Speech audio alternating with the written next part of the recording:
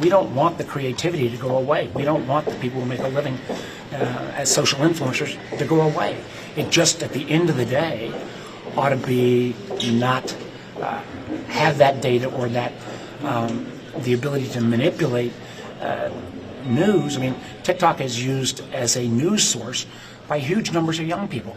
Do we really want, in an age of AI, that kind of power given to an adversarial nation? We've already seen, the power of their, and I think, frankly, TikTok's over-the-top lobbying tactics, trying to flood congressional offices with calls, soliciting information from Americans, getting that personal data in terms of their zip codes, and then turning that into a political operation, backfired.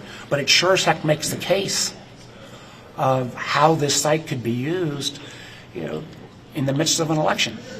I don't care if you're Democrat or Republican. We have plenty of differences in America that we're going to litigate.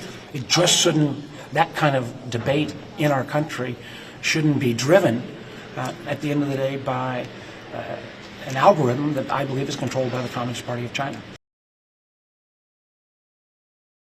It's not about First Amendment rights, because what we're doing is changing ownership and removing a provision that concerns us that the Chinese Communist Party could potentially request this information. So the TikTok users should understand that they're being misinformed by the very platform that they're advocating for. This isn't about shutting down TikTok. This is about making sure that that very information that many of them are using to interact on it could be shared with the Chinese Communist Party. They should view this as a threat.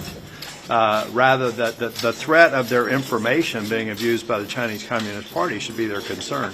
Not that we intend to shut down TikTok. I don't think that that's going to happen, and I think it's disingenuous of the TikTok leadership to concern people. I've seen some of the ads or the interviews of people crying, thinking that it's going to end. I just practically don't think a business enterprise like TikTok in the United States is creating so much value. It's just not going to be shut down.